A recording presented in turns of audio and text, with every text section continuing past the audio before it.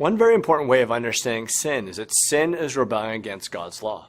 It's not doing what He requires of us, not living as He has called us to live, and therefore never fully being who God created us to be.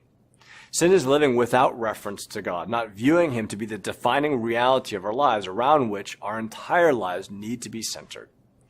And when we don't live as if God is who He is, we violate His law and all the good, loving, protecting guidelines that He's provided to us for how to best and most fully live our lives. Think about it this way. If you were to walk off a cliff and say, I don't have to live by the law of gravity, I can live by my own rules. On the one hand, you aren't obeying a very specific rule and commandment, namely, don't walk off a cliff. But on the other hand, you're also not living in reference to gravity. You're living as if gravity were of no consequence or importance in your life.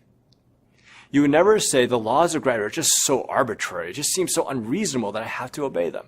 You would never say that because you understand that gravity is something that we must live in reference to. Of course, there would be guidelines to honor, boundaries to acknowledge. And do you know what happens when you walk off a cliff and try to break the law of gravity? Death and disintegration.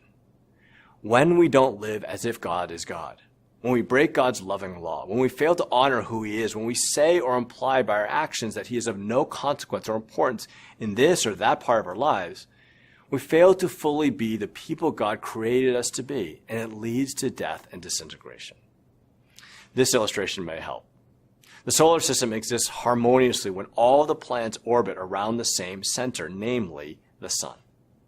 If, however, the planets all decided on their own what to orbit around, or some of the planets chose not to orbit around anything or to orbit around themselves, what would happen?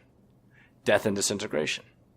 The solar system as we know it would unravel and fall apart because the planets are not orbiting around the correct center. They aren't living in reference to the sun, and therefore, everything falls apart and is destroyed. Not living in reference to God not only leads to our death and disintegration, it's the reason why the entire cosmos is subject to death and disintegration. God created Adam and Eve to be the centerpiece and the pinnacle of creation. And yet when they sinned, not only did their disobedience of God's loving law have implications on their lives, it had implications on the entire cosmos. Paul writes that the wages of sin is death. Sin leads to death.